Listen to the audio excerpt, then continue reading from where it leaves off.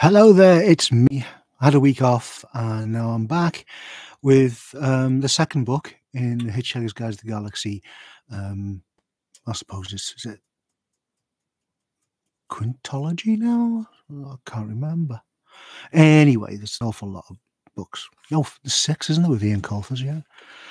So I'm going to start on the well, I would do if my Kindle hadn't locked.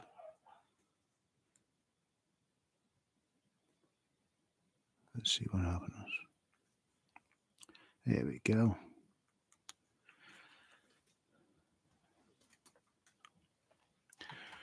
And I have to do this again because it's a silly thing. My Kindle ran out of power. I thought I'd charged it up, but I didn't. So I'm having to start again. Anyway, it's charged now. So we're going to go ahead with Restaurant at the End of the Universe, Part 1. Fit the second, I think it was, wasn't it? Anyway, going to black myself out because you don't want to be looking at me if you're listening to a story. So there we go. That's on there. Oh, I blew myself out. And we'll start. We'll begin.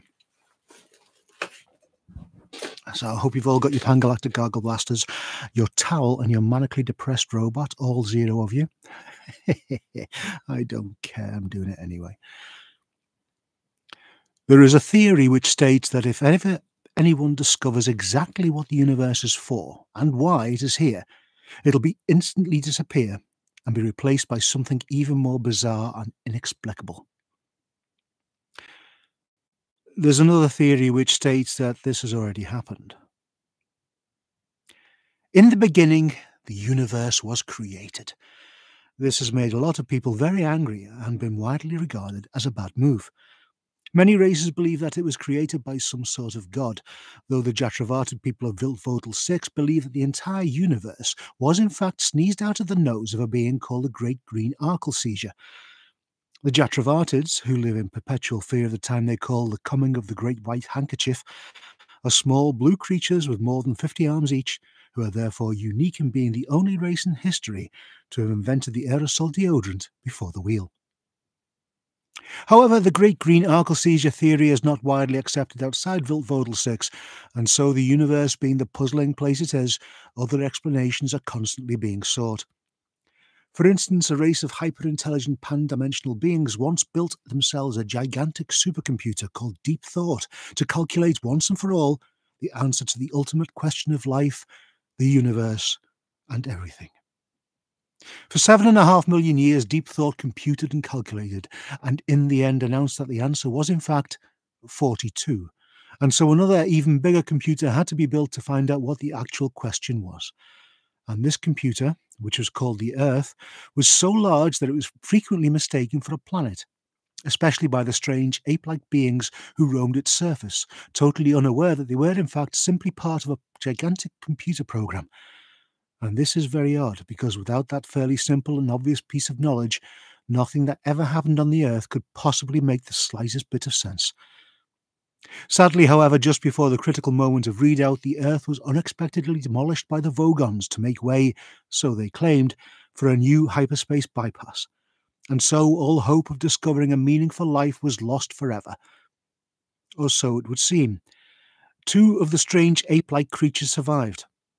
Arthur Dent escaped at the very last moment because an old friend of his, Ford Prefect, suddenly turned out to be from a small planet in the vicinity of Betelgeuse and not from Guildford as he had hitherto claimed. And more to the point, he knew how to hitch rides on flying saucers. Tricia Macmillan, or Trillian, had skipped the planet 6 months earlier with Zaphod Beeblebrox, the then president of the galaxy. 2 survivors. They are all that remains of the greatest experiment ever conducted, to find the ultimate question and the ultimate answer of life, the universe, and everything. And less than 500,000 miles from where the starship is drifting lazily through the inky blackness of space, a Vogon ship is moving slowly towards them. Like all Vogon ships, it looked as if it had been not so much designed as congealed. The unpleasant yellow lumps and edifices which protruded from it at unsightly angles would have disfigured the looks of most ships, but in this case that was sadly impossible. Uglier things have been spotted in the skies, but not by reliable witnesses. In fact, to see anything much uglier than a Vogon ship, you would have to go inside and look at a Vogon. If you're wise, however, this is precisely what you will avoid doing, because the average Vogon will not think twice before doing something so pointlessly hideous to you that you will wish you'd never been born, or, if you're a clearer-minded thinker, that the Vogon had never been born. In fact, the average Vogon probably wouldn't even think once. They're simple-minded, thick-willed, slug-brained creatures, and thinking is not really something they're cut out for. Anatomical analysis of the Vogon reveals that its brain was originally a badly deformed, misplaced, and dyspeptic liver. The furthest thing you can say about them, then, is that they know what they like, and what they like generally involves hurting people and, wherever possible, getting very angry. One thing they don't like is leaving a job unfinished, particularly this Vogon, and particularly for various reasons, this job. This Vogon was Captain Prostetnik Vogon Jeltz of the Galactic Hyperspace Planning Council, and it was he who had this job of demolishing the so-called planet Earth. He heaved his monumentally vile body round in his ill-fitting, slimy seat and stared at the monitor screen on which the starship Heart of Gold was being systematically scanned. It mattered little to him that the Heart of Gold, with its infinite improbability drive, was the most beautiful and revolutionary ship ever built. Aesthetics and technology were closed books to him, and if he had his way, burned and buried books as well. It mattered even less to him that Zaphod Beeblebrox was aboard. Zaphod Beeblebrox was now the ex-president of the galaxy, and though every police force in the galaxy was currently pursuing both him and this ship he had stolen, the Vogon was not interested. He had other fish to fry. It has been said that Vogons are not above the little bribery and corruption in the same way that the sea is not above the clouds, and this was certainly true in his case. When he heard the words integrity or moral rectitude, he reached for his dictionary, and when he heard the chink of ready money in large quantities, he reached for the rule book and threw it away. In seeking so implacably the destruction of the earth and all that therein lay, he was moving somewhat above and beyond the call of his professional duty. There was even some doubt as to whether the said bypass was actually going to be built, but the matter had been glossed over. He grunted a repellent grunt of satisfaction. "Computer!" he croaked. "Get me my brain care specialist on the line." Within a few seconds, the face of Gag Halfront appeared on the screen, smiling the smile of a man who knew he was 10 light-years away from the Vogon face he was looking at. Mixed up somewhere in the smile was a glint of irony, too. Though the Vogon persistently referred to him as my private brain care specialist, there was not a lot of brain to take care of, and it was in fact Halfront who was employing the Vogon. He was paying him an awful lot of money to do some very dirty work. As one of the galaxy's most prominent and successful psychiatrists, he and a consortium of his colleagues were quite prepared to spend an awful lot of money when it seemed that the entire future of psychiatry might be at stake.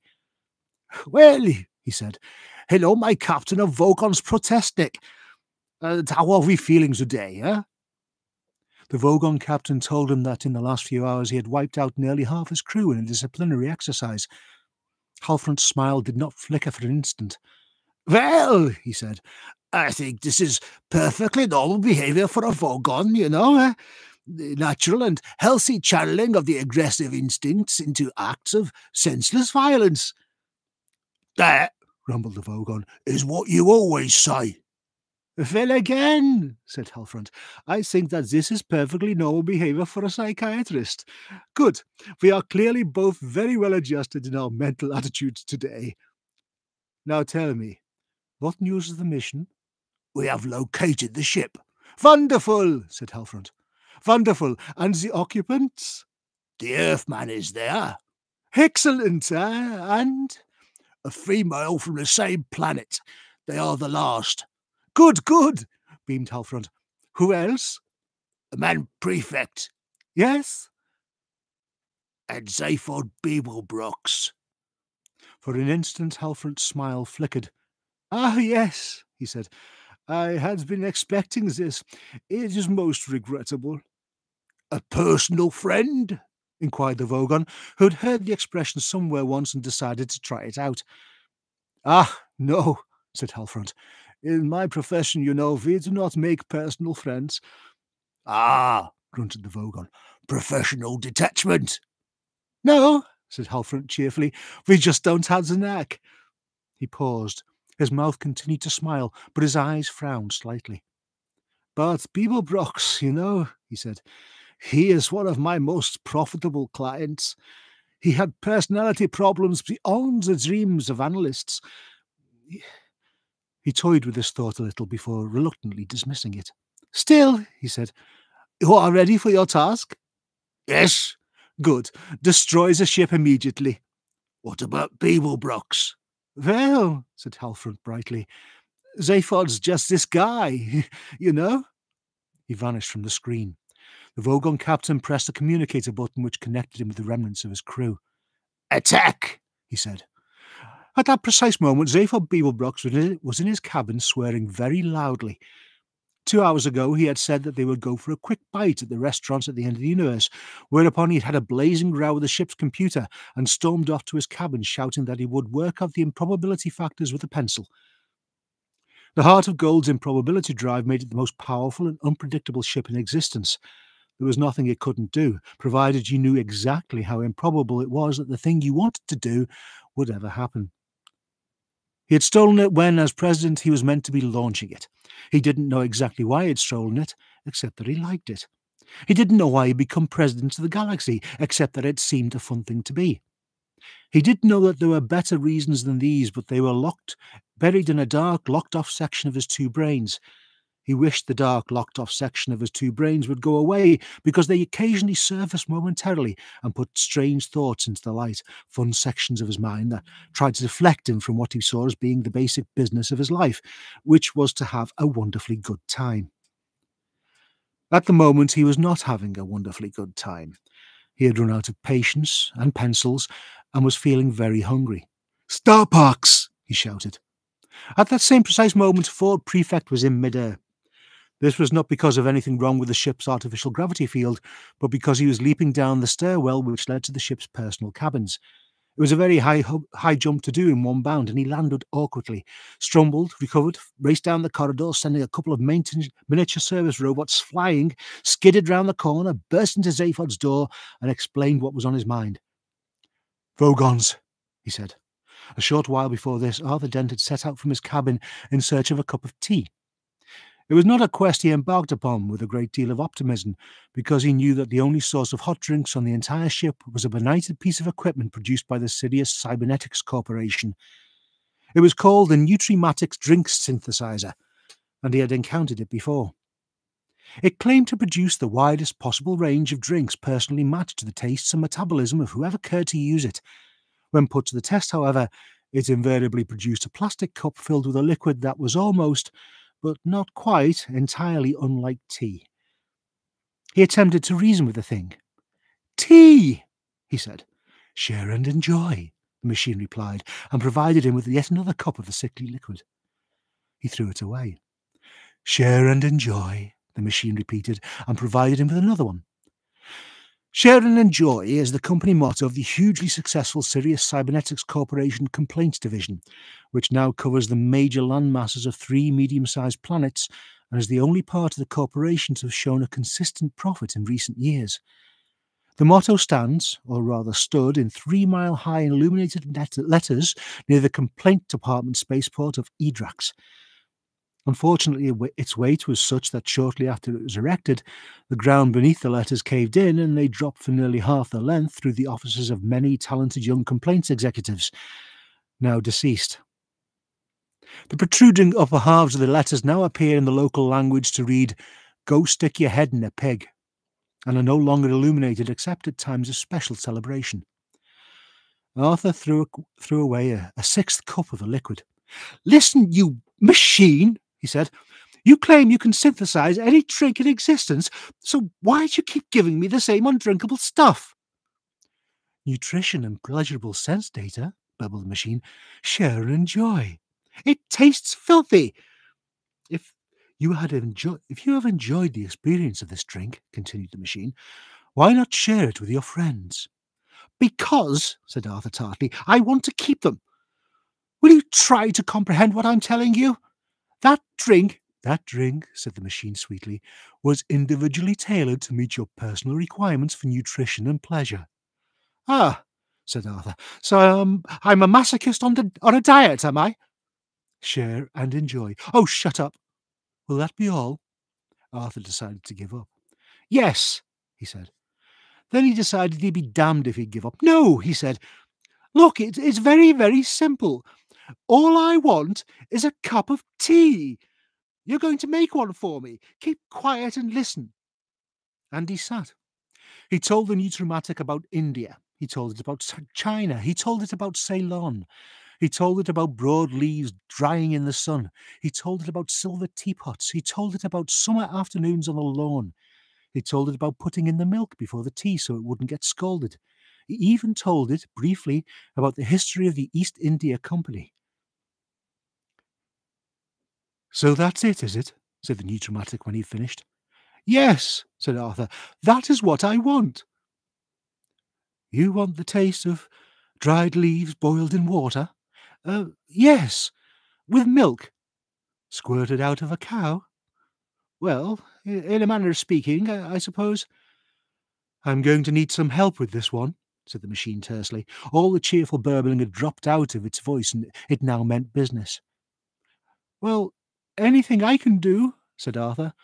"You've done quite enough," the Numismatic informed him. It summoned up the ship's computer. "Hi there," said the ship's computer. The Numismatic explained about tea to the ship's computer. The computer boggled, linked logic circles with the Numismatic, and together they lapsed into a grim silence. Arthur watched and waited for a while, but nothing further happened. He thumped it, but still nothing happened. Eventually he gave up and wandered up to the bridge. In the empty wastes of space, the heart of gold hung still. Around it blazed a billion pinpricks of the galaxy. Towards it crept the yellow lump of the Vogon ship. "Does anyone have a kettle?" Arthur asked as he walked onto the bridge, and instantly began to wonder why Trillium was yelling at the computer to talk to her.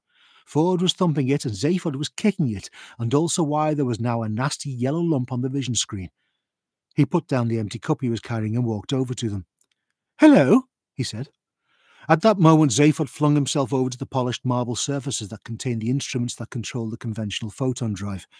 They materialized beneath his hands, and he flipped over to a manual control. He pushed, he pulled, he pressed, and he swore. The photon drive gave a sickly judder and cut out again. "Something up," said Arthur. "Hey, did you hear that?" muttered Zaphod, as he leapt now for the manual controls of the infinite improbability drive. "The monkey spoke." The improbability drive gave two small whines and then also cut out. "Pure history, man," said Zaphod, kicking the improbability drive. "A talking monkey." "If you're upset about something," said Arthur. "Vogons," snapped Ford. "We're under attack." Arthur gibbered. Or was that gibbered? Gibbered. Arthur gibbered. "Well, what are you doing? Let's get out of here." "Can't. Computer's jammed." "Jammed?" "It says all its circuits are occupied. There's no power anywhere in the ship." Ford moved away from the computer terminal, wiped a sleeve across his forehead, and slumped back against the wall. "Nothing we can do," he said. He glared at nothing and bit his lip.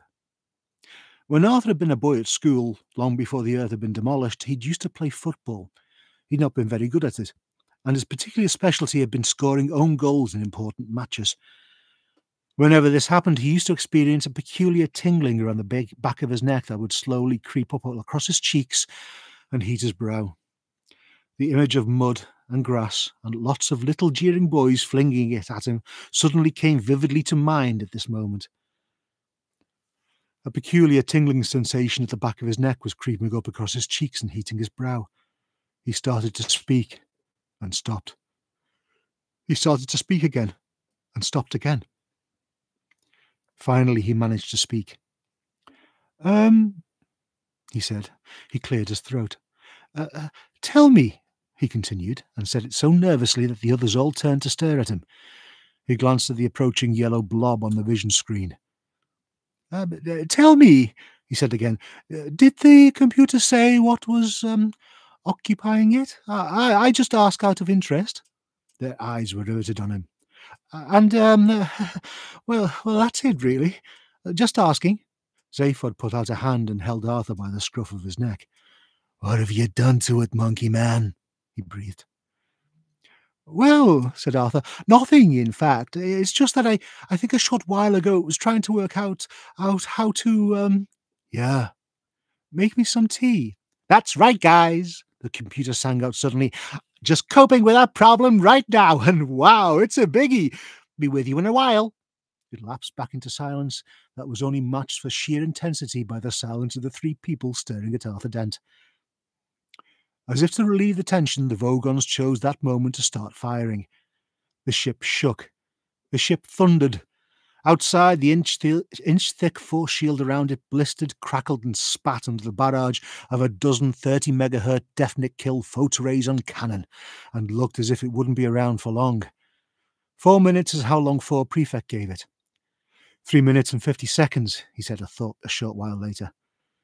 45 seconds, he added at the appropriate time. He flicked idly at some useless switches, then gave Arthur an unfriendly look. Dying for a cup of tea, eh? He said. 3 minutes and 40 seconds. Will you stop counting? Snarled Zaphod. Yes, said Ford Prefect. In 3 minutes and 35 seconds. Aboard the Vogon ship, prosthetic Vogon Jeltz was puzzled. He'd expected a chase. He'd expected an exciting grapple with tractor beams. He'd expected to have to use the specially installed subcyclic normality Assertitron to counter the Heart of Gold's infinite improbability drive. But the subcyclic normality Assertitron lay idle as the Heart of Gold just sat there and took it. A dozen 30-megahertz definite kill photraison cannon continued to blaze away at the Heart of Gold, and still it just sat there and took it. He tested every sensor at his disposal to see if there was any subtle trickery afoot, but no subtle trickery was to be found. He didn't know about the tea, of course, nor did he know exactly how the occupants of the Heart of Gold were spending the last 3 minutes and 30 seconds of life they had left to spend. Quite how Zaphod Beeblebrox arrived at the idea of holding a seance at this point is something he was never quite clear on. Obviously, the subject of death was in the air, but more as something to be avoided than harped upon. Possibly the horror that Zaphod experienced at the prospect of being reunited with his deceased relatives led on to the thought that they might just feel the same way about him, and what's more, be able to do something about helping to postpone this reunion. Or again, it might just have been one of the strange promptings that occasionally surfaced from that dark area of his mind that he had inexplicably locked off prior to becoming president of the galaxy. You want to talk to your great-grandfather? Bugled Ford. Yeah. Well, does it have to be now? The ship continued to shake and thunder. The temperature was rising, the light was getting dimmer, and all the energy the computer didn't require for thinking about tea was being pumped into the rapidly fading force field. Yeah, insisted Zaphod. Listen, Ford, I think he might be able to help us. Are you sure you mean think? Pick your words with care. I'll suggest something else we can do. Well... Okay, round the central console. Now, come on. Trillion, Monkey Man, move. They clustered round the central console in confusion, sat down and, feeling exceptionally foolish, held hands. With his third hand, Zaphod turned off the lights. Darkness gripped the ship. Outside, the thunderous roar of the definite kill cannon continued to rip at the force field. Concentrate, hissed Zaphod, on his name. What is it? Asked Arthur. Zaphod Beeblebrox the Fourth. What? Zaphod Beeblebrox the Fourth. Concentrate. The Fourth? Yeah, listen, I'm Zaphod Beeblebrox. My father was Zaphod Beeblebrox the Second. My grandfather, Zaphod Beeblebrox the Third. What? There was an accident with a contraceptive and a time machine. Now concentrate. 3 minutes, said Ford Prefect. Why, said Arthur Dent, are we doing this? Shut up, suggested Zaphod. Trillion said nothing. What she thought was there to say. The only light on the bridge came from 2 dim red rectangles in a far corner, where Marvin the paranoid android sat slumped, ignoring all and ignored by all, in a private and rather unpleasant world of his own. Round the central console, 4 figures hunched in tight concentration, trying to blot from their minds the terrifying shuddering of the ship and the fearful roar that echoed around it. They concentrated. Still they concentrated, and still they concentrated. The seconds ticked by. On Zaphod's brow stood beads of sweat, first of concentration, then of frustration, and finally of embarrassment. At last he let out a cry of anger, snatched back his hands from Trillion and Ford, and stabbed at the light switch. I was beginning to think you'd never turn the lights on, said a voice. They're not too bright, please. My eyes aren't what they once were. Four figures jolted upright in their seats. Slowly they turned their heads to look, though their scalps showed a distinct propensity to try and stay in the same place. Now, who disturbs me at this time? Said the small, bent, gaunt figure standing by the sprays of fern at the far end of the bridge. His two small, wispy-haired heads looked so ancient that it seemed they might hold memories of the birth of the galaxies themselves. One lolled in sleep, but the other squinted sharply at them. If his eyes weren't what they once were, then they must once have been diamond cutters. Zaphod stuttered nervously for a moment. He gave the intricate little double nod, which is the traditional Beetlejuicean gesture of familiar respect. Oh, hi, Great-Granddad, he breathed. The little old figure moved closer towards him. He peered through the dim light. He thrust out a bony finger at his great-grandson. Ah, he snapped. Zaphod Beeblebrox, the last of our great line. Ha!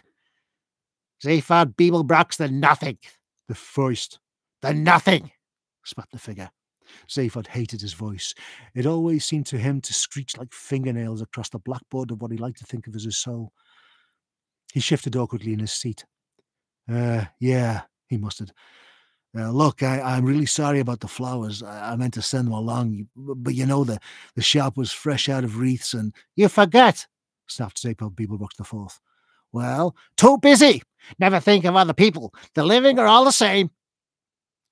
2 minutes, Zaphod, whispered Ford in an awed whisper. Zaphod fidgeted nervously. Yeah, but I did mean to send them, he said, and I'll write to my great-grandmother as well, just as soon as we get out of this. Your great-grandmother? Mused the gaunt little figure to himself. Yeah, said Zaphod. How is she? I tell you what, I'll go see her, but first we've got to— Your late great-grandmother and I are very well, rasped Zaphod Beeblebrox the Fourth. Oh, but very disappointed in you, young Zaphod. Yeah, well, Zaphod felt strangely powerless to take charge of this conversation, and Ford's heavy breathing at his side told him that the seconds were ticking away fast. The noise and the shaking had reached terrifying proportions. He saw Trillian and Arthur's faces white and unblinking in the gloom. Great-grandfather, we've been following your progress with considerable despondency. Yeah, look, just at the moment, you see. Not to say contempt. Could you sort of listen for a moment? I mean, what exactly are you doing with your life? I'm being attacked by a Vogon fleet, cried Zaphod. It was an exaggeration, but it was only opportunity so far of getting the basic point of the exercise across. Doesn't surprise me in the least, said the little old figure with a shrug. Only it's happening right now, you see, insisted Zaphod feverishly. The spectral ancestor nodded, picked up the cup Arthur Dent had brought in and looked at it with interest.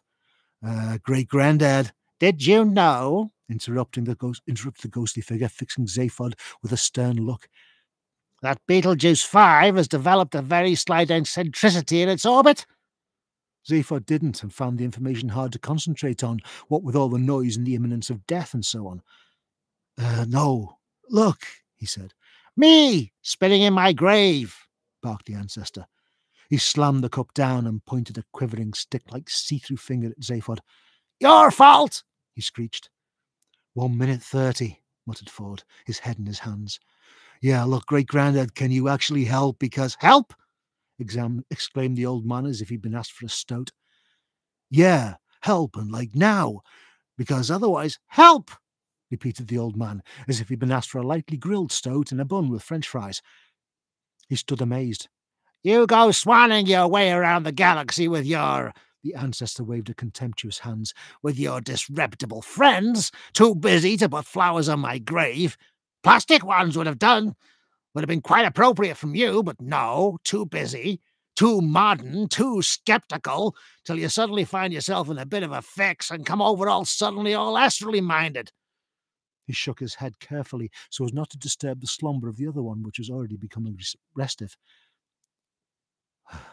Well, I don't know, young Zaphod, he continued.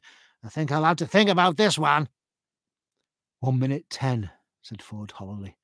Zaphod Beeblebrox the Fourth peered at him curiously. Why does that man keep talking in numbers? He said.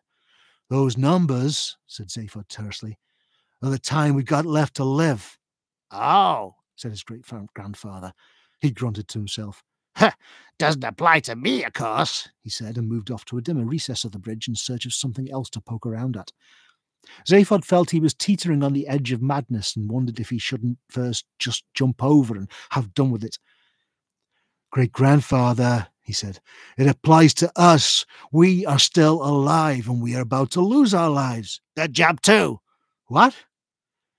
"Oh, what use is your life to anyone? When I think of what you made of it, the phrase pig's ear comes irresistibly to my mind." "But I was president of the galaxy, man," "Huh!" muttered his ancestor. "And what kind of a job is that for a Beeblebrox?" "Hey, what? Only president, you know, of the whole galaxy." "Conceited little mega puppy." Zaphod blinked in bewilderment. "Hey, what are you at, man? I mean, great-grandfather." The hunched-up little figure stalked up to his great-grandson and tapped him sternly on the knee. This had the effect of reminding Zaphod that he was talking to a ghost because he didn't feel a thing. "You know, and I know, what being president means, young Zaphod. You know because you've been it, and I know because I'm dead. It gives one such a wonderfully uncluttered perspective. We have a saying up here, life is wasted on the living." "Yeah," said Zaphod bitterly. "Very good, very deep. Right now I need aphorisms like I need holes in my heads." 50 seconds, grunted Ford Prefect. "Where was I?" said Zaphod Beeblebrox the Fourth. "Pontificating," said Zaphod Beeblebrox. "Oh, yeah." "Can this guy," muttered Ford quietly to Zaphod, "actually in fact help us?" "Nobody else can," whispered Zaphod. Ford nodded despondently. "Zaphod," the ghost was saying, "you became president of the galaxy for a reason. Have you forgotten?" "Could we go into this later?" "Have you forgotten?" insisted the ghost. "Yeah, of course I forgot. I had to forget. They screen your brain when you get the job, you know. If they found my head full of tricksy ideas, I'd have been right out in the streets again with nothing but a fat pension, secretarial staff, a fleet of ships, and a couple of slit throats." "Ah," nodded the ghost in satisfaction. "Then you do remember." He paused for a moment. "Good," he said, and the noise stopped. 48 seconds, said Ford. He looked at his watch and tapped it. He looked up. "Hey, the noise has stopped," he said. A mischievous twinkle gleamed in the ghost's hard little eyes. "I slowed down time for a moment," he said. "Just for a moment, you understand. I'd hate you to miss all I have to say." "No, you listen to me, you see-through old bat," said Zaphod, leaping out of his chair. "A, thanks for stopping time and all that great, terrific, wonderful. But B, no thanks for the homily, right? I don't know what this great thing is I'm meant to be doing, and it looks to me as if I was supposed not to know. And I resent that, right? The old me knew, the old me cared. Fine, so far so hoopy. Except the old me cared so much that he actually got inside his own brain, my own brain, and locked off the bits that knew and cared, because if I knew and cared, I wouldn't be able to do it. I wouldn't be able to go and be president, and I wouldn't be able to steal this ship, which must be the important thing. But this former self of mine killed himself off, didn't he? By changing my brain. Okay, that was his choice. This new me has its own choices to make, and by a strange coincidence, those choices involve not knowing and not caring about this big number, whatever it is. That's what he wanted. That's what he got. Except this old self of mine tried to leave himself control, leaving orders for me and the bit of my brain he locked off. Well, I don't want to know, and I don't want to hear them. That's my choice. I'm not going to be anybody's puppet, particularly not my own. Zaphod banged the console in fury, oblivious to the dumbfounded looks he was attracting. "The old me is dead," he raved. "Killed himself. The dead shouldn't hang about trying to interfere with the living." "And yet you summon me up to help you out of a scrape," said the ghost. "Ah," said Zaphod, sitting down again. "Well, that's different, isn't it?" He grinned at Trillian weakly. "Zaphod," rasped the apparition, "I think the only reason I waste my breath on you is that being dead I don't have any other use for it." "Okay," said Zaphod. "Why don't you tell me what the big secret is? Try me." "Zaphod, you knew when you were president of the galaxy, as did Uden Vranks before you, that the president is nothing. A cipher. Somewhere in the shadows behind is another man, being, something with ultimate power.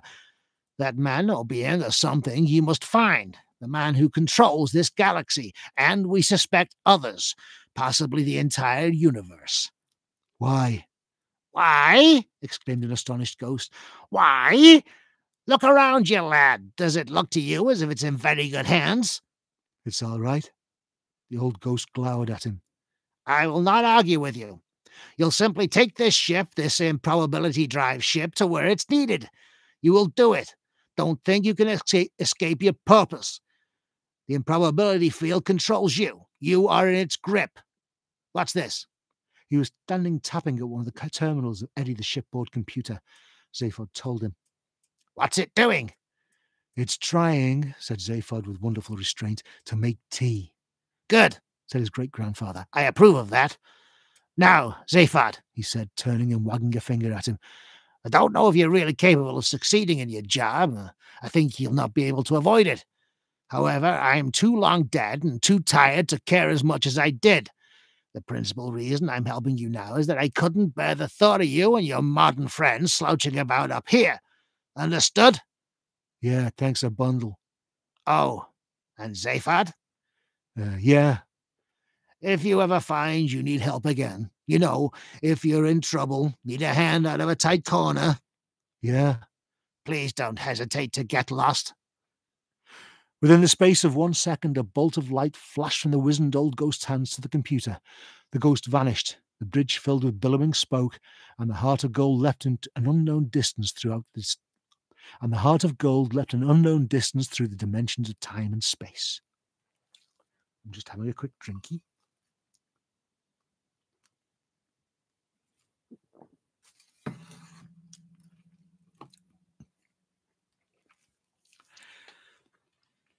"10 light years away, Gag Halfront jacked up his smile by several notches as he watched the picture on his vision screen relayed across the sub-ether from the bridge of the Vogon ship.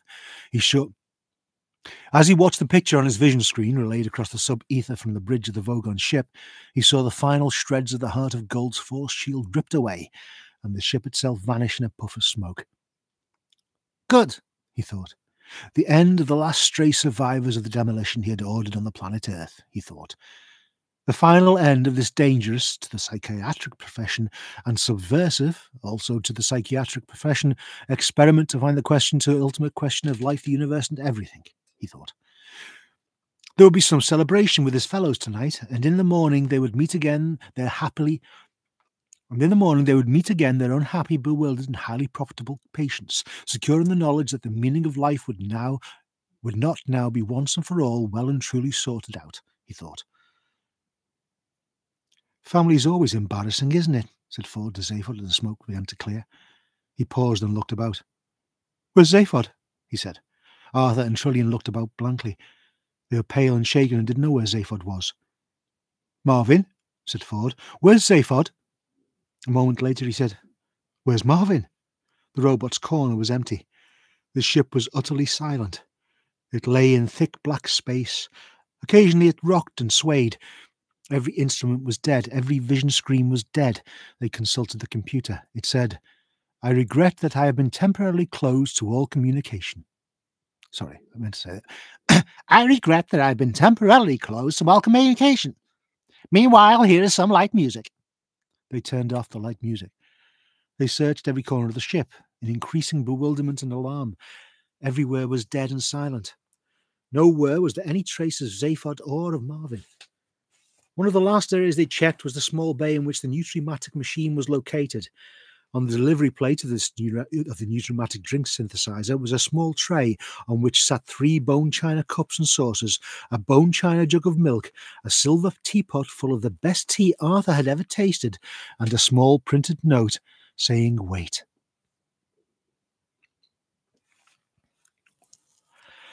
Ursa Minor Beta is, some say, one of the most appalling places in the known universe. Although it's excruciatingly rich, horrifyingly sunny, and more full of wonderfully exciting people than a pomegranate is of pips, it can hardly be insignificant that when a recent edition of Playbeing magazine headlined an article with the words, When you are tired of Ursa Minor Beta, you're tired of life, the suicide rate quadrupled overnight. Not that there are any nights on Ursa Minor Beta. It's a West Zone planet. which by an inexplicable and somewhat suspicious freak of topography consists almost entirely of subtropical coastline, by an equally suspicious freak of temporal relostatics.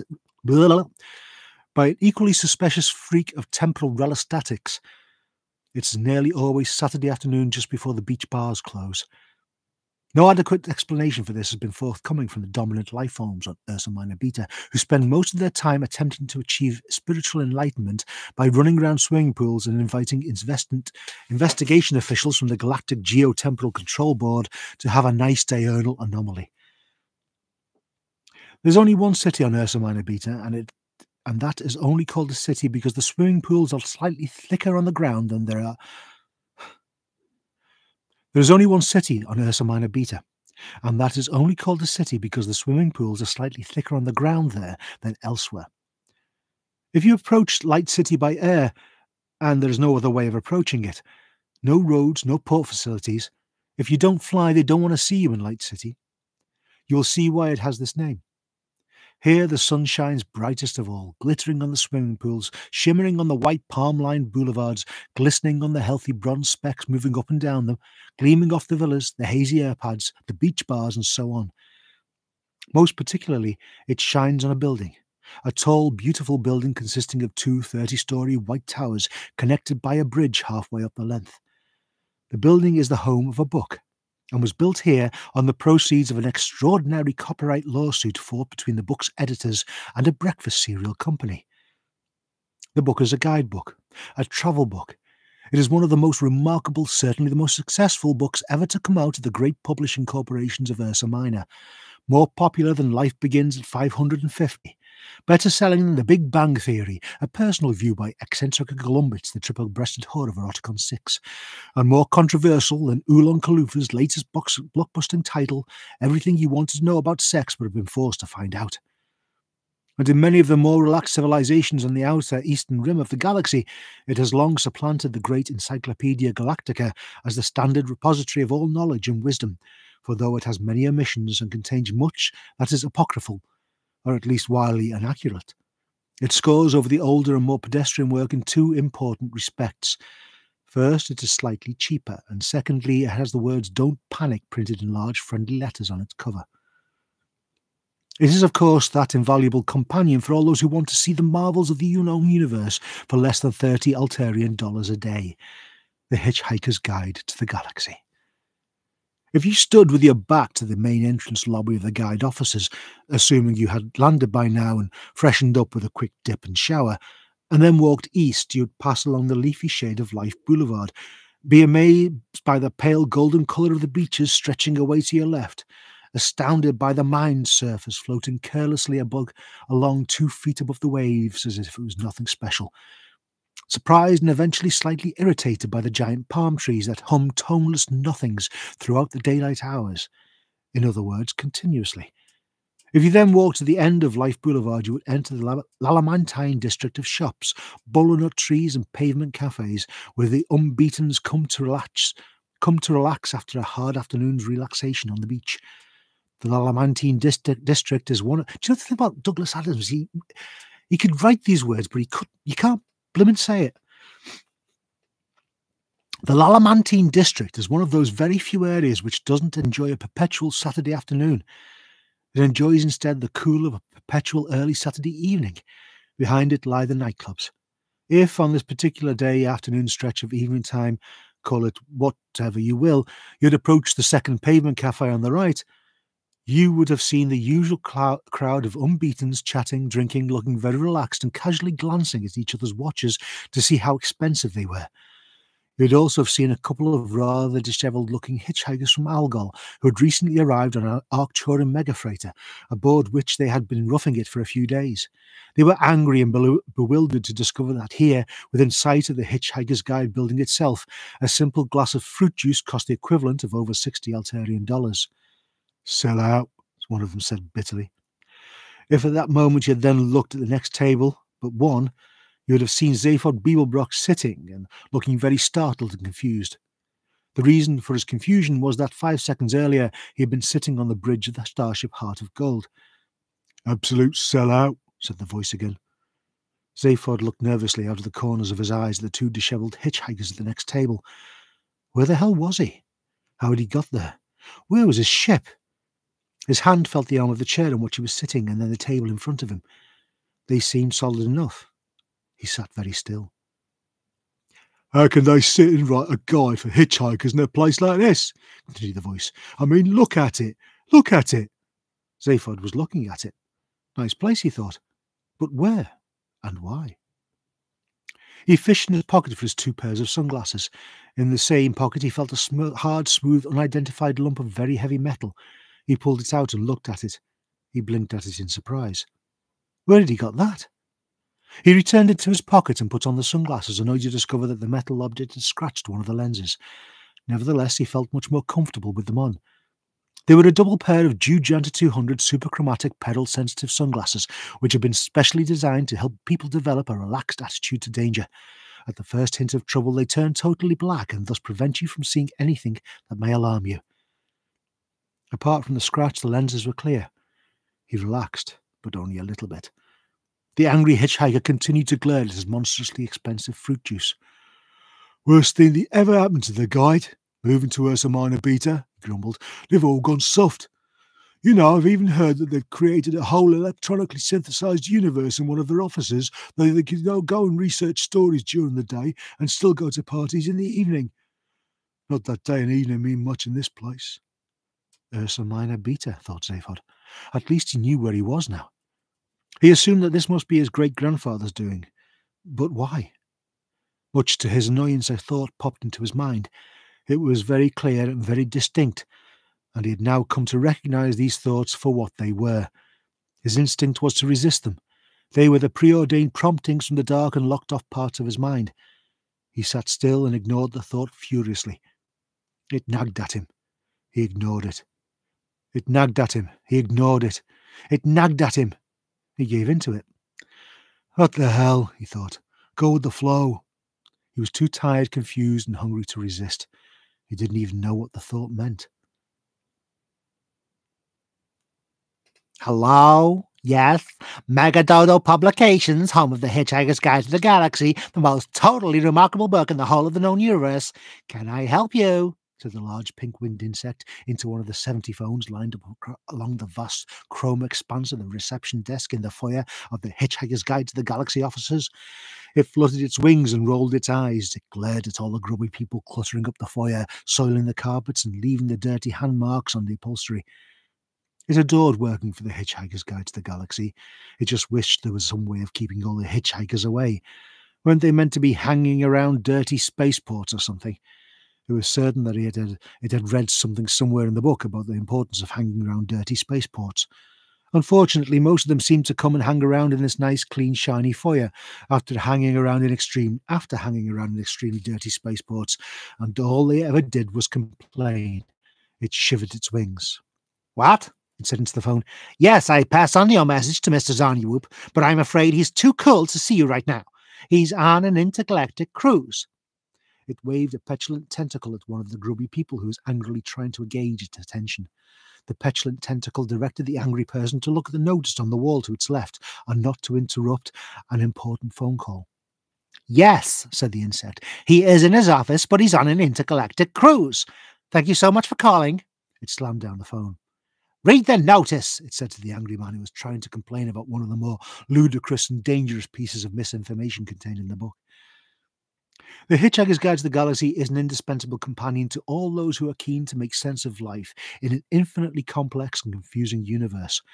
For though it cannot hope to be useful or informative on all matters, it does at least make the reassuring claim that where it is inaccurate, it is at least definitely inaccurate. In cases of major discrepancy, it's always reality that got it wrong. This was the gist of the notice. It said, "The guide is definitive. Reality is frequently inaccurate." This has led to some interesting consequences. For instance, when the editors of the guide were sued by the families of those who had died as a result of taking the entry on the planet Tral literally, It said, ravenous bug bladder beasts often make very good meal for visiting tourists. Instead of ravenous bug bladder beasts often make a very good meal of visiting tourists, they claimed that the first version of the sentence was the more aesthetically pleasing, summoned a qualified poet to testify under oath that beauty was truth, truth beauty, and hoped thereby to prove that the guilty party was life itself for failing to be either beautiful or true. The judges concurred, and in a moving speech held that life itself was in contempt of court, and duly confiscated it from all those present before going off to enjoy a pleasant evening ultra golf. Zaphod Beeblebrox entered the foyer. He strode up to the insect receptionist. "Okay," he said. "Where's Zanny-Whoop? Get me Zanny-Whoop." "Excuse me, sir," said the insect icily. It did not care to be dressed in this manner. "Zanny-Whoop. Get him right. Get him now." "Well, sir," snapped the fragile little creature, "if you could be a little cool about it." "Look," said Zaphod, "I'm up to here with cool, okay? I am so amazingly cool, you could keep a side of meat inside me for a month. I am so hip, I have difficulty seeing over my pelvis. Now will you move before you blow it?" "Well, if you'd let me explain, sir," said the insect, tapping the most petulant of all the tentacles at his disposal. "I'm afraid that it isn't possible right now, as Mr. Zarnywhoop is on an intergalactic cruise." "Hell," thought Zaphod. "When's he going to be back?" he said. "Back, sir? He's in his office." Zaphod paused while he tried to sort this particular thought out in his mind. He didn't succeed. "This cat's on an intergalactic cruise in his office." He leaned forward and gripped the tapping tentacle. "Listen, Three Eyes," he said. "Don't you try to outweird me.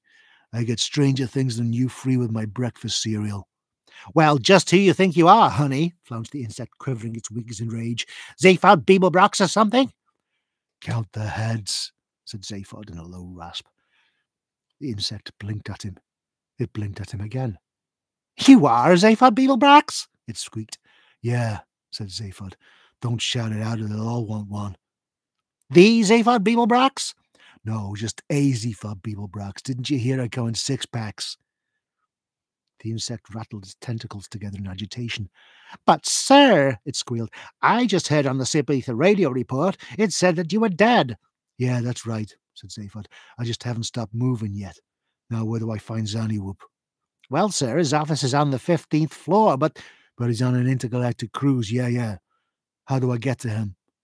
"Well, the newly installed Sirius Cybernetic Corporation's vertical people transporters are in the far corner, sir." "But, sir—" Zaphod was turning to go. He turned back. "Yeah." "Can I ask you why you want to see Mr. Zarnywhoop?" "Yeah," said Zaphod, who was unclear on this point himself. "I told myself I had to." "Come again, sir?" Zaphod leaned forward conspirationally. Shouldn't that be conspiratorially? I think this is the American copy. "I just materialized out of thin air in one of your cafes," he said, "as a result of an argument with the ghost of my great-grandfather. No sooner has I got there than my former self, the one that operated on my brain, popped into my head and said, 'Go see Zarnywhoop.' I've never heard of the cat. That is all I know. That and the fact that I've got to find the man who rules the universe." He winked. "Mr. Beeblebrox, sir," said the insect in awed wonder, "you're so weird you should be in movies." "Yeah," said Zaphod, patting the thing on a glittering pink wing, "and you, baby, should be in real life." The insect paused for a moment to recover from his agitation, and then reached out a tentacle to answer a ringing phone. A metal hand restrained it. "Excuse me," said the owner of the metal hand in a voice that would have made an insect of more sentimental disposition collapse in tears. This was not such an insect, and it couldn't stand robots. "Yes, sir," it snapped. "Can I help you?" "I doubt it," said Marvin. "Well, in that case, if you'll just excuse me." 6 of the phones were now ringing. A million things awaited the insect's attention. "No one can help me," intoned Marvin. "Yes, sir, well—" "Not that anyone tried, of course."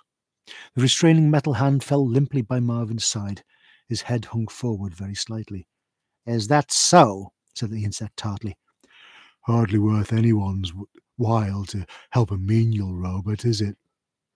"I'm sorry, sir, if—" Where's the percentage in being kind or helpful to a robot if it doesn't have any gratitude circuits?" And you don't have any? Said the insect, who didn't seem to be able to drag itself out of this conversation. I've never had the occasion to find out, Marvin informed it. Listen, you miserable heap of maladjusted metal. Aren't you going to ask me what I want? The insect paused. Its long, thin tongue darted out and licked its eyes and darted back again. Is it worth it? It asked. Is anything, said Marvin immediately. What do you want? I'm looking for someone. Who? Hissed the insect. Zaphod Beeblebrox, said Marvin. He's over there. The insect shook with rage. It could hardly speak. Then why did you ask me? It screamed. I just wanted something to talk to, said Marvin. What? Pathetic, isn't it? With a grinding of gears, Marvin turned and trundled off. He caught up with Zaphod approaching the elevators. Zaphod spun round in astonishment. Hey, Marvin, he said. Marvin, how did you get here? Marvin was forced to say something which came very hard to him. I don't know, he said. But one moment I was sitting in your ship feeling very depressed, and the next moment I was standing here feeling utterly miserable. An improbability field, I expect. Yeah, said Zaphod. I expect my great-grandfather sent you along to keep me company. Thanks a bundle, Grandad, he added to himself under his breath. So, how are you? He said aloud. Oh, fine, said Marvin. If you happen to like being me, which personally I don't. Yeah, said Zaphod as the elevator doors opened. Hello, said the elevator sweetly. I'm to be your elevator for this trip to the floor of your choice. I've been designed by the Sirius Cybernetics Corporation to take you, the visitors to the Hitchhiker's Guide to the Galaxy, into these their offices. If you enjoy your ride, which will be swift and pleasurable, then you may care to experience some of the other elevators which have recently been installed in the offices of the Galactic Tax Department, Boobaloo Baby Foods, and the Syrian State Mental Hospital, where many ex-Sirius Cybernetics Corporation executives will be delighted to welcome your visits. Sympathy and happy tales of the outside world. Yeah, said Zaphod, stepping into it. What else do you do besides talk? I go up, said the elevator. Or down. Good, said Zaphod. We're going up. Or down, the elevator reminded him. Yeah, okay. Up, please. There was a moment of silence.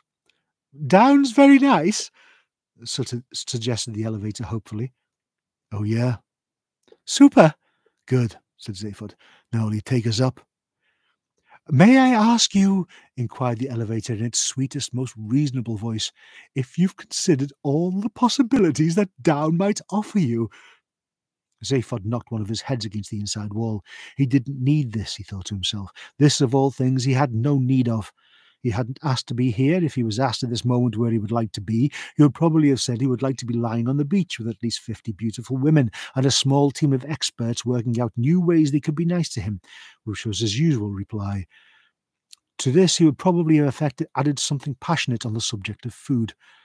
One thing he didn't want to be doing was chasing after the man who ruled the universe, who was only doing a job which he might as well keep at, because if it wasn't him, it would only be someone else. Most of all, he didn't want to be standing in an office block arguing with an elevator.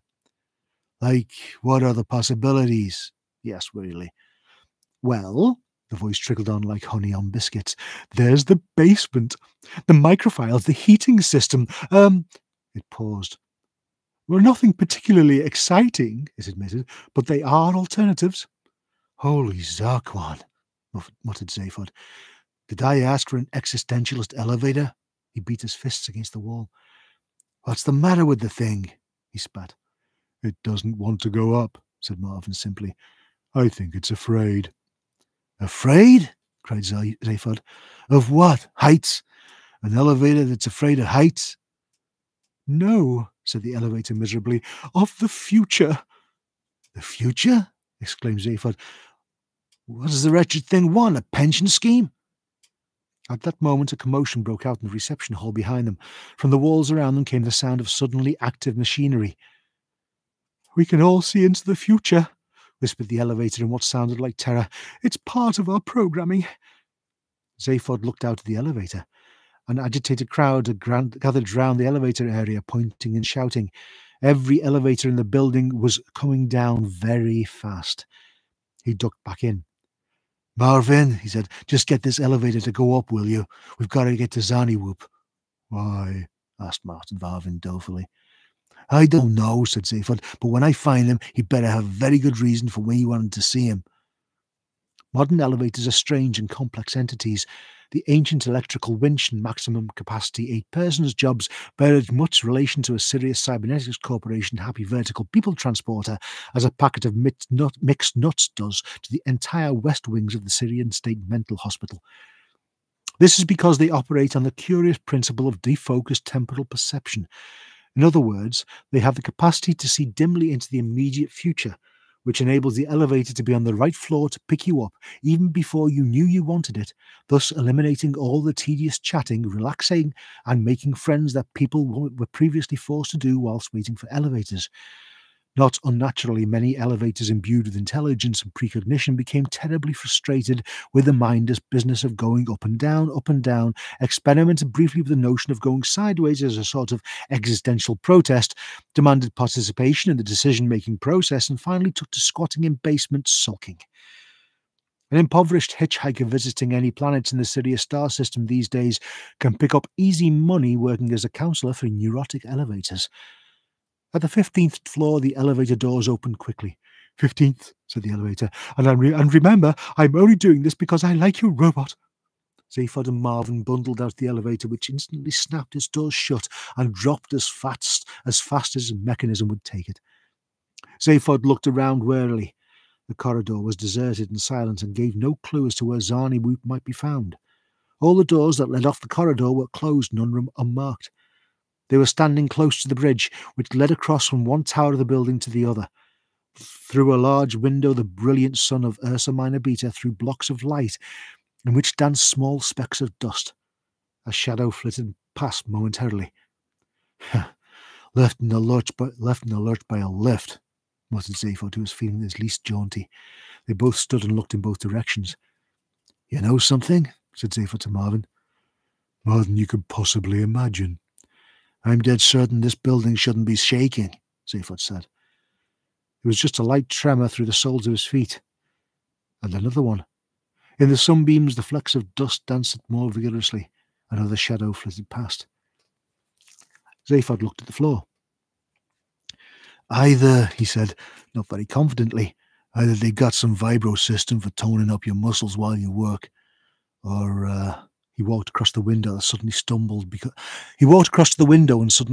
because at that moment his Jujanta 200 superchromatic peril-sensitive sunglasses had turned utterly black. A large shadow flitted past the window with a sharp buzz. Zaphod ripped off his sunglasses, and as he did so, the building shook with a thunderous roar. He leapt to the window. Or, he said, this building's being bombed. Another roar cracked through the building. Who in the galaxy would want to bomb a publishing company? Asked Zaphod, but never heard Marvin's reply because at that moment the building shook with another bomb attack. He tried to stagger back to the elevator, a pointless maneuver he realised, but the only one he could think of. Suddenly, at the end of the corridor leading at right angles from this one, he caught sight of a figure as it lunged into view. A man. The man saw him. Baby Brooks, over here, he shouted. Zaphod eyed him with distrust as another bomb blast rocked the building. No, called Zaphod. Beeble Brooks, over here. Who are you? A friend, shouted back the man. He ran towards Zaphod. Oh, yeah, said Zaphod. Anyone's friend in particular, or just generally well-disposed of people? The man raced along the corridor, the floor bucking beneath his feet like an excited blanket. He was short, stocky, and weather-beaten, and his clothes looked as if they'd been twice round the galaxy and back with him in them. Do you know, said Zaphod, shouted in his ear when he arrived, your building's being bombed. The man indicated his awareness. It suddenly stopped being light. Glancing round at the window to see why, Zaphod gaped as a huge slug-like gunmetal green spacecraft crept through the air past the building. Two more followed it. The government you deserted is out to get you, Zaphod, hissed the man. They've sent a squadron of Frogstar fighters. Frogstar fighters, muttered Zaphod. Zarquan. You get the picture? What are Frogstar fighters? Zaphod was sure he heard someone talk about them when he was president, but he never paid much attention to official matters. The man was pulling him back through a door. He went with him. With a searing whine, a small black spider-like object shot through the air and disappeared down the corridor. "What was that?" hissed Zaphod.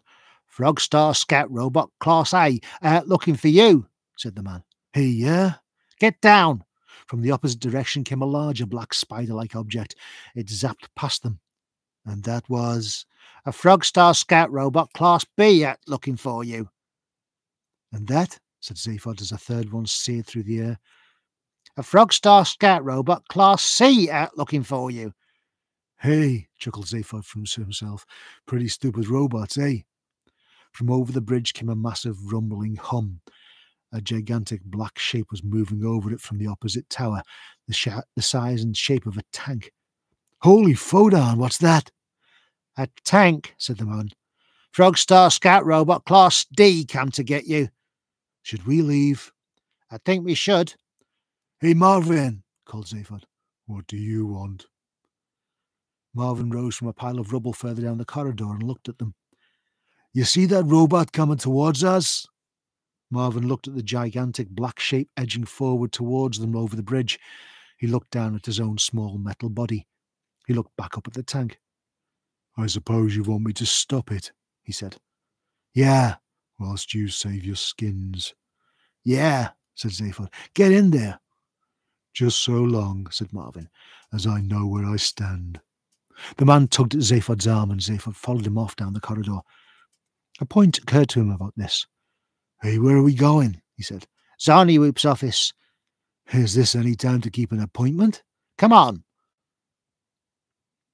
Marvin stood at the end of the bridge corridor. He was not, in fact, a particularly small robot. His silver body gleamed in the dusty sunbeams and shook with the continual barrage which the building was still undergoing. He did, however, look pitifully small as the gigantic black tank rolled to a halt in front of him. The tank examined him with a probe. The probe withdrew. Marvin stood there. Excuse me. "Out of the way, little robot," growled the tank. "I'm afraid," said Marvin, "that I've been left here to stop you." The probe extended again for a quick recheck. It withdrew again. "You? Stop me?" roared the tank. "Go on." "No, really I have," said Marvin simply. "And what are you armed with?" roared the tank in disbelief. "Guess," said Marvin. The tank's engines rumbled. Its gears ground. Molecule-sized electronic relays deep in its micro-brain flipped backwards and forwards in consternation. "Guess," said the tank. Zaphod and the yet unnamed man lurched up one corridor, down a second, and along a third. The building continued to rock and judder, and this puzzled Zaphod. If they wanted to blow the building up, why was it taking so long? With difficulty they reached one of the number of totally anonymous unmarked doors and heaved at it. With a sudden jolt it opened and they fell inside. All this way, thought Zaphod, all this trouble, all this not lying on the beach having a wonderful time, and for what? A single chair, a single desk, a single dirty ashtray in an undecorated office. The desk, apart from a bit of dancing dust and a single revolutionary form of paperclip, was empty. "Where," said Zaphod, "is Zarniwoop?" feeling his already tenuous grasp of the point of this whole exercise was beginning to slip. "Oh, he's on an intergalactic cruise," said the man. Zaphod tried to size the man up. Earnest type, he thought, not a barrel of laughs. He probably apportioned a fair whack of his time to running up and down heaving corridors, breaking down doors and making cryptic remarks in empty offices. "Now, let me introduce myself," the man said. "My name is Rooster, and this is my towel." "Hello, Rooster," said Zaphod. "Hello, towel," he added as Rooster held out to him a rather nasty old flowery towel. Not knowing what to do with it, he shook it by the corner. Outside the window, one of the huge slug-like gunmetal green spaceships growled past. "Yes, go on," said Marvin to the huge battle machine. "You'll never guess." Said the machine, vibrating with unaccustomed thought. "Laser beams?" Marvin shook his head solemnly. "No," muttered the machine in its deep guttural rumble. "Too obvious." "Antimatter ray?" it hazarded. "Far too obvious," admonished Marvin. "Yes," grumbled the machine, somewhat abashed. How about an electron ram? This was new to Marvin. What's that? He said. Oh, one of these, said the machine with enthusiasm. From its turret emerged a sharp prong which spat a single lethal blaze of light. Behind Marvin, a wall roared and collapsed as a heap of dust. Behind Marvin, a wall roared and collapsed into a heap of dust. The dust billowed briefly, then settled. No, said Marvin, not one of those. Good though, innit? Very good, agreed Marvin. I know, said the Frogstar battle machine after another moment's consideration. You must have one of those new xanthic restructon destabilized Zenon emitters. Nice, aren't they? Said Marvin. That's what you got, said the machine in considerable awe. No, said Marvin. Oh, said the machine, disappointed. Then it must be. You're thinking along the wrong lines, said Marvin. You're failing to take into account something fairly basic in the relationship between men and robots. I know, said the battle machine. Is it, It tailed off into thought again. Just think, urged Marvin. They left me, an ordinary menial robot, to stop you, a gigantic heavy-duty battle machine, whilst they ran off to save themselves. What do you think they would leave me with? Oh, muttered the machine in alarm. Something pretty damn devastating, I should expect. Expect, said Marvin. Oh, yes, expect. I'll tell you what they gave me to protect myself with, shall I? Oh, yes, all right, said the battle machine, bracing itself. Nothing, said Marvin. There was a dangerous pause. Nothing, roared the battle machine. Nothing at all, intoned Marvin dismally. Not an electronic sausage. The machine heaved about with fury. Well, doesn't that just take the biscuit? It roared. Nothing, eh? No, I just don't think, did I? And me, said Marvin in a soft, low voice, with this terrible pain in all the diodes down my left side. Makes you spit, doesn't it? Yes, said Marvin, feeling. Hell, that makes me angry, bellowed the machine. I think I'll smash that wall down. The electron ram stabbed out another searing blaze of light and took out the wall next to the machine. How do you think I feel? Said Marvin bitterly. Just ran off and left you, did they? The machine thundered. Yes, said Marvin. I think I'll shoot down that bloody ceiling as well, raged the tank. It took out the ceiling of the bridge. That's very impressive, murmured Marvin. You ain't seen nothing yet, promised the machine. I can take out this floor too, no trouble. It took out the floor too. Hell's bells! The machine roared as it plummeted 15 stories and smashed itself to bits on the ground below. What a depressingly stupid machine, said Marvin, and trudged away. So, do we just sit here or what? Said Zaphod angrily. What do these guys out here want? Are you, Beeblebrox? Said Rooster. They're going to take you to the Frogstar, the most totally evil world in the galaxy. Oh, yeah, said Zaphod. They'll have to come and get me first. They have come and got you, said Rooster. Look out the window. Zaphod looked and gaped. The ground's going away, he gasped. Where are they taking the ground? They're taking the building, said Rooster. We're airborne. Clouds streaked past the office window. Out into the open air again, Zaphod could see the ring of dark green Frogstar fighters round the uprooted tower of the building. A network of force beams radiated in from them and held the tower in firm grip. Zaphod shook his head in perplexity. What have I done to deserve this? He said. I walk into a building, they take it away. It's not what you've done they're worried about, said Rooster. It's what you're going to do. Well, don't I get a say in that? You did years ago. You better hold on with him for a fast and bumpy journey. If I ever meet myself, said Zaphod, I'll hit myself so hard I won't know what's hit me. Marvin trudged in through the door, looked at Zaphod accusingly, slumped in a corner, and switched himself off. On the bridge at the Heart of Gold, all was silent. Arthur stared at the rack in front of him and thought. He caught Trillion's eyes as she looked at him inquiringly. He looked back at the rack. Finally he saw it. He picked up 5 small plastic squares and laid them on the board that lay just in front of the rack. The 5 squares had on them the 5 letters E, X, Q, U, and I. He laid them next to the letters S, I, T, and E. Exquisite, he said.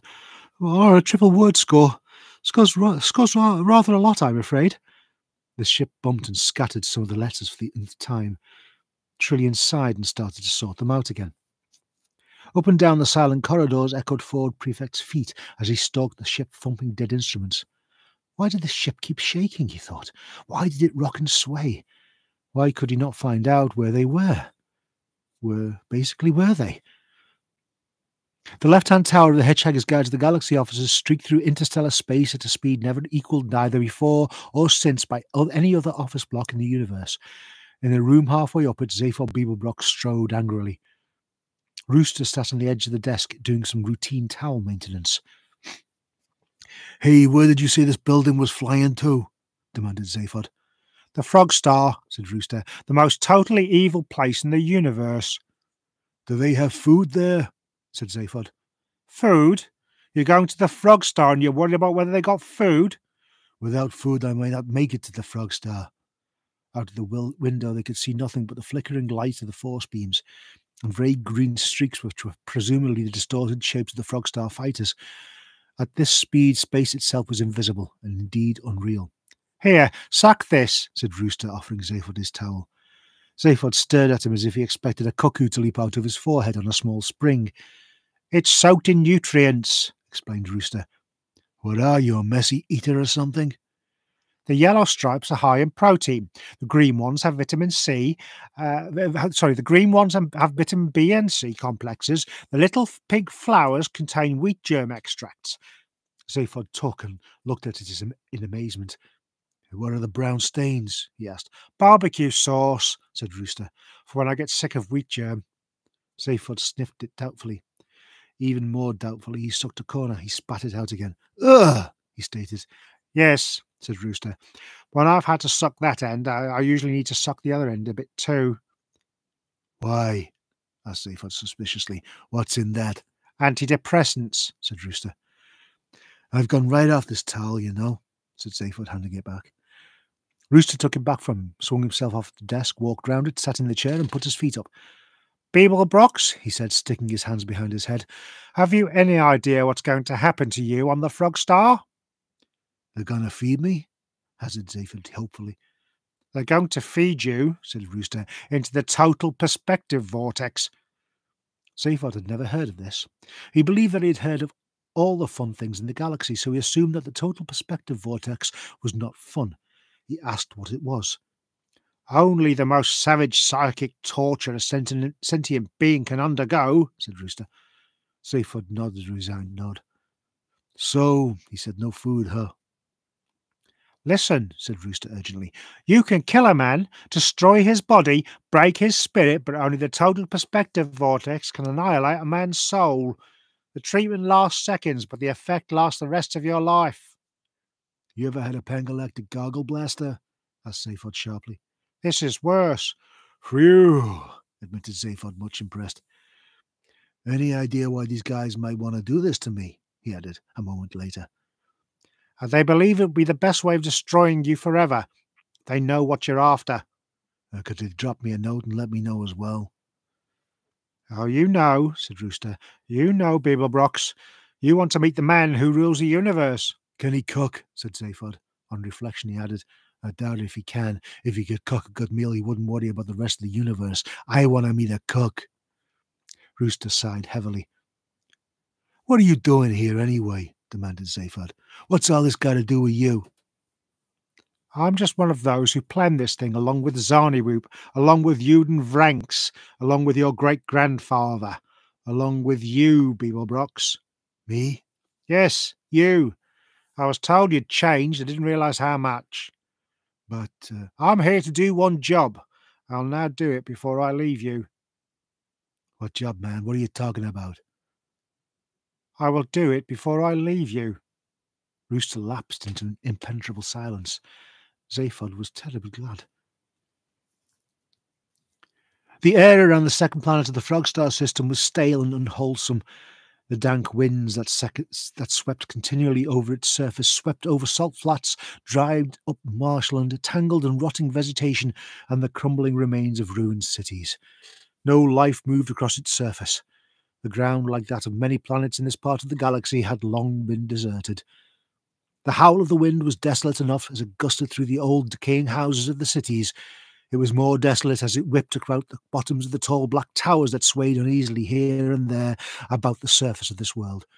At the top of these towers lived colonies of large, scraggy, evil-smelling birds, the sole survivors of the civilization that once lived here.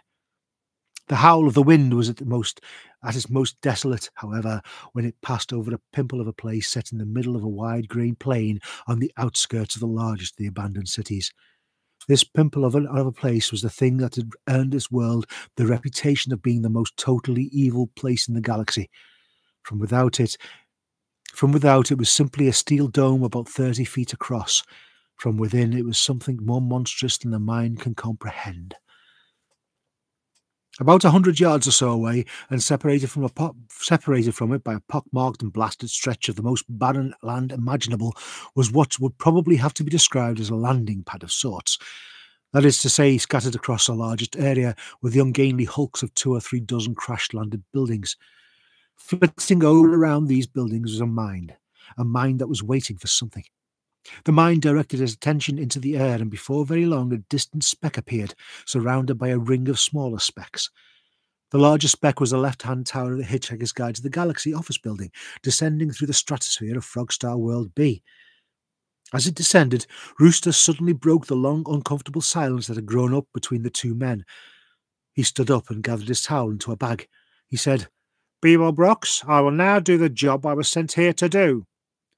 Zaphod looked at him from where he was sitting in a corner, sharing unspoken thoughts with Marvin. "Yeah," he said. "The building will shortly be landing. When you leave the building, do not go out of the door. Go out of the window." "Good luck," he added, and walked out of the door, disappearing from Zaphod's life as mysteriously as he had entered it. Zaphod leapt up and tried the door, but Rooster had already locked it. He shrugged and returned to the corner. 2 minutes later, the building crash-landed amongst the other wreckage. Its escort of Frogstar fighters deactivated their force beams and soared off into the air again, bound for Frogstar World A, an altogether more congenial spot. They never landed on Frogstar World B. No one did. No one ever walked on its surface other than the intended victims of the total perspective vortex. Zaphod was badly shaken by the crash. He lay for a while in the silent, dusty rubble to which most of the room had been reduced. He felt that he was at the lowest ebb he had ever reached in his life. He felt bewildered. He felt lonely. He felt unloved. Eventually he felt he ought to get whatever it was over with. He looked around the cracked and broken room. The wall had split around the doorframe and the door hung open. The window, by some miracle, was closed and unbroken. For a while he hesitated. Then he thought that if his strange and recent companion had been through all that he had been through just to tell him what he had told him, then there must be a good reason for it. With Marvin's help, he got the window open. Outside it, the cloud of dust aroused by the crash and the hulks of the other buildings with which this one was surrounded effectively prevented Zaphod from seeing anything of the world outside. Not that this concerned him unduly. His main concern was what he saw when he looked down. Zarniwoop's office was on the 15th floor. The building had landed at a tilt of about 45 degrees, but still the descent looked heart-stopping. Eventually, stung by the continuous series of contemptuous looks that Marvin appeared to be giving him, he took a deep breath and clambered out onto the steeply inclined side of the building. Marvin followed him, and together they began to crawl slowly and painfully down the 15 floors that separated them from the ground. As he crawled, the dank air and dust choked his lungs. His eyes smarted, and the terrifying distance down made his head spin. The occasional remark from Marvin of the order of, "This is the sort of thing you life forms enjoy, is it? I ask merely for information," did little to improve his state of mind. About halfway down the side of the shattered building they stopped to rest. It seemed to Zaphod as he lay there panting with fear and exhaustion that Marvin seemed a mite more cheerful than usual. Eventually he realized this wasn't so. The robot just seemed cheerful in comparison with his own mood. A large, scraggy black bird came flapping through the slowly settling cloud of dust and, stretching down its scrawny legs, landed on an inclined window ledge a couple of yards from Zaphod. It folded its ungainly wings and teetered awkwardly on its perch. Its wingspan must have been something like 6 feet, and its head and neck seemed curiously large for a bird. Its face was flat, the beak underdeveloped, and halfway across the underside of its wings, the vestiges of something hand-like could clearly be seen.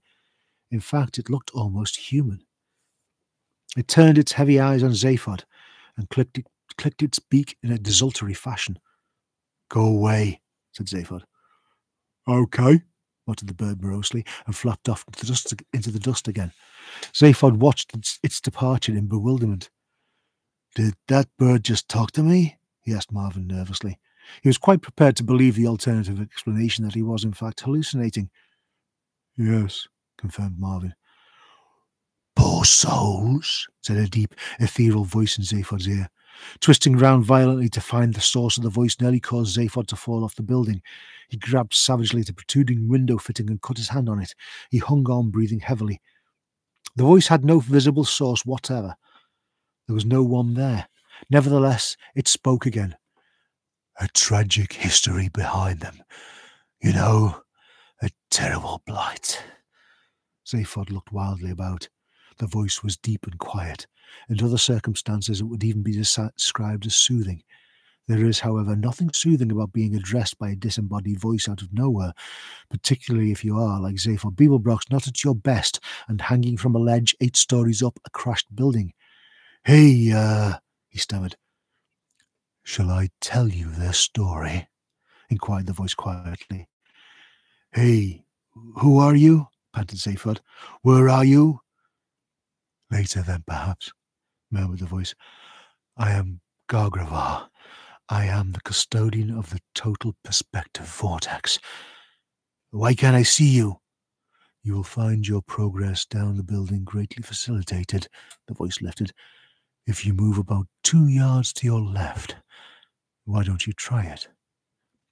Zaphod looked and saw a series of short horizontal grooves leading all the way down the side of the building. Gratefully, he shifted himself across to them. "Why don't I see you again at the bottom?" said the voice in his ear, and as it spoke, it faded.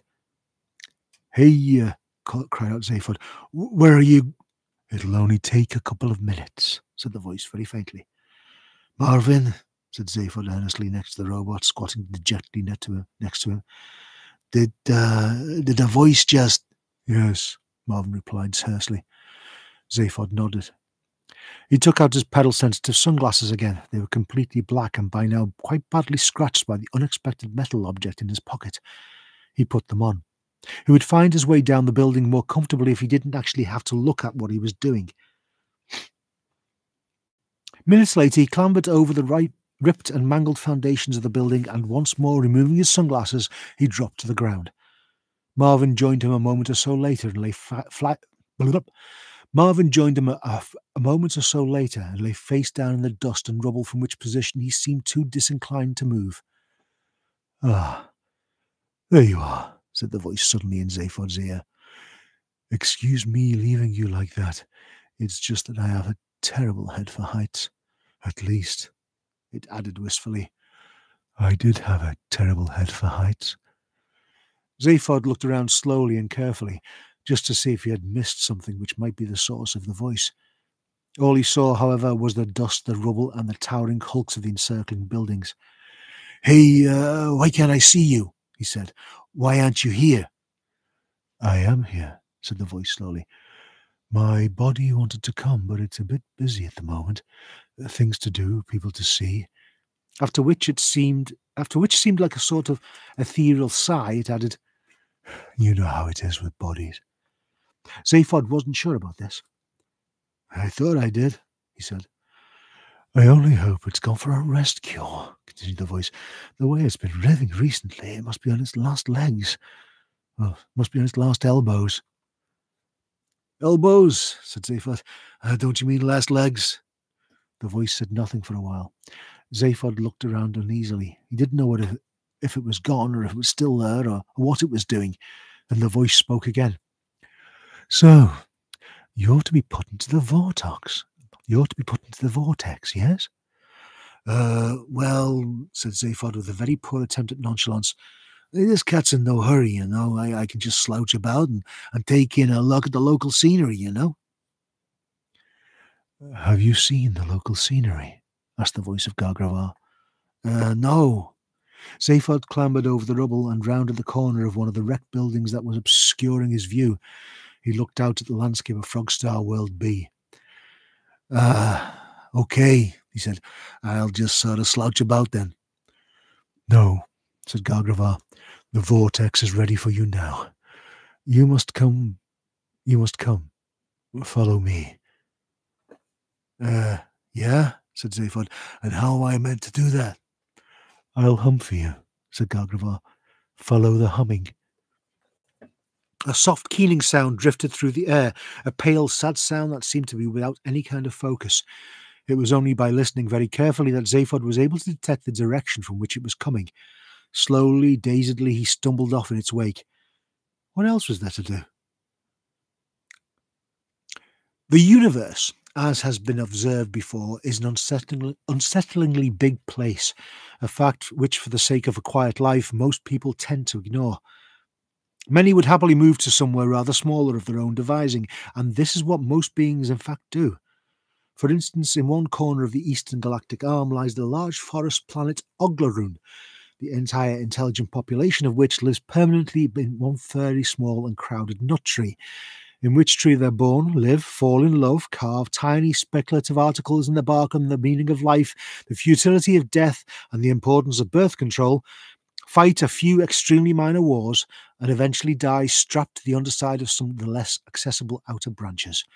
In fact, the only Oglarunians who ever leave their tree are those who are hurled out of it for the heinous crime of wondering whether any of the other trees might be capable of supporting life at all, or indeed whether the other trees are anything other than illusions brought on by eating too many Oglar nuts. Exotic though this behaviour might seem, there is no life form in the galaxy which is not in some way guilty of the same thing, which is why the total perspective vortex is as horrific as it is. For when you're put into the vortex, you're given just one momentary glimpse of the entire unimaginable infinity of creation, and somewhere in it, a tiny little marker, a microscopic dot on a microscopic dot, which says, "You are here." The grey plain stretched before Zaphod, a ruined, shattered plain. The wind whipped wildly over it. Visible in the middle was the steel pimple of the dome. This, gathered Zaphod, was where he was going. This was the total perspective vortex. As he stood and gazed bleakly at it, a sudden inhuman wail of terror emanated from it, as of a man having his soul burnt from his body. It screamed above the wind and died away. Zaphod started with fear, and his blood seemed to turn to liquid helium. Hey, what was that? A recording, said Gargravar, of the last man who was put in the vortex. It's always played to the next victim, a sort of prelude. Hey, it really sounds bad, stammered Zaphod. Couldn't we maybe slope off to a party or something for a while, think it over? Oh, for all I know, said Gargravar's ethereal voice, I am probably at one. My body, that is. It goes to a lot of parties without me. Says I only get in the way. Hey-ho. What is all this with your body? Said Zaphod, anxious to delay whatever it was that it was going to happen to him. Well, it's busy, you know, said Gargravar hesitantly. You mean it's got a mind of its own? Said Zaphod. There was a long and slightly chilly pause before Gargravar spoke again. I have to say, he replied eventually, that I find that remark in rather poor taste. Zaphod muttered a bewildered, embarrassed apology. No matter, said Gargravar. You weren't to know. The voice fluttered unhappily. The truth is, it continued in tones which suggested he was trying very hard to keep under control. The truth is, we are currently undergoing a period of legal trial separation. I suspect it will end in divorce. The voice was still again, leaving Zaphod with no idea of what to say. He mumbled uncertainly. I think we are probably not very well suited, said Gargravar again at length. We never seem to be happy doing the same things. We always had the greatest arguments over sex and fishing. Eventually we tried to combine the two, but that only led to disaster, as you can probably imagine. And now my body refuses to let me in. It won't even see me. It paused again, tragically. The wind whipped across the plain. It says I only inhabit it. I pointed out that in fact I was meant to inhabit it, and it said that there was exactly the sort of smart aleck remark that got right up a body's left nostril, and so we left it. It'll probably get custody of my forename. Oh, said Zaphod faintly. And what's that? Pispot, said the voice. My name is Pispot Gargravar. Says it all really, doesn't it? Said Zaphod sympathetically. And that is why I, as a disembodied mind, have this job. Custodian of the total perspective vortex. No one will ever walk on the ground of this planet, except the victims of the vortex, and they don't really count, I'm afraid. I'll tell you the story. Would you like to hear it? Many years ago, this was a thriving, happy planet. People, cities, shops, a normal world. Except that on the high streets of these cities there were slightly more shoe shops than one might have thought necessary. And slowly, insidiously, the numbers of these shoe shops were increasing.